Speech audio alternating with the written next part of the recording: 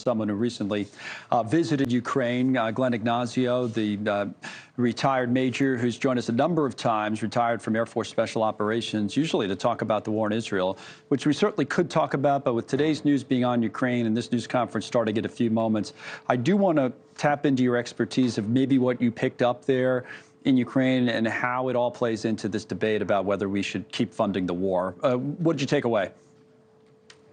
Yeah, so in Ukraine, saw a tremendous amount. We saw indiscriminate killing from the Russians to the Ukraine, a little bit different than Israel. So the interesting part about what was happening and what's happening now is it is really getting to a stalemate. We get into the winter months where things become very slow because it is brutally cold there.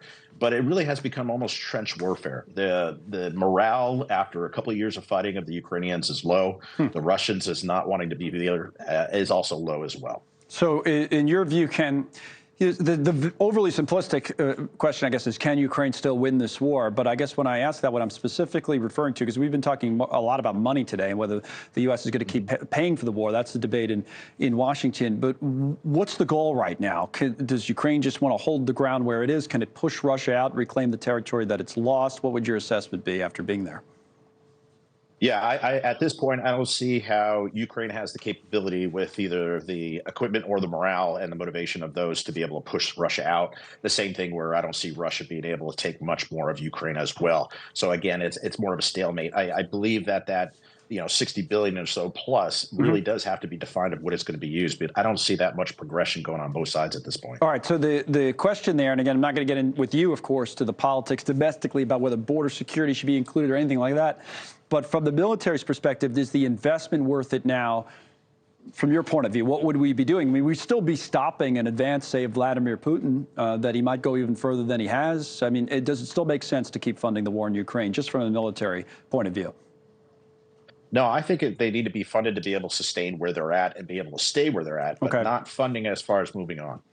Okay, but obviously staying where you're at would require some fighting. Otherwise, Russia could overrun them there. There was an interesting report that came out today that's been reported that was declassified U.S. intelligence. I'll put it up about the Ukraine war costing Russia. And I guess I don't know if this supports the argument for funding the Ukraine war, but they're really, really interesting numbers. What they said, Reuters reported on this earlier, saying that 315,000 Russian soldiers are killed or injured in the war, and they started the war, there's the number, with about 360,000 personnel. In other words, just about everybody they started with, obviously they've replenished some, but that has been killed or injured in the war. What about the toll this is taking on Russia, on Vladimir Putin? What would you say? Yeah, it's been significant. The losses are tremendous, and the conscription still continues. That's why there's been people trying to flood and get out of Russia. It does affect Putin, but Putin is able to completely control things as he's up for re-election. So he's not going to pull back, and he's not going to lose face. That's why the negotiations have to start taking place, because this is not going either place. It's plus or minus a couple of feet. It's almost like World War I again.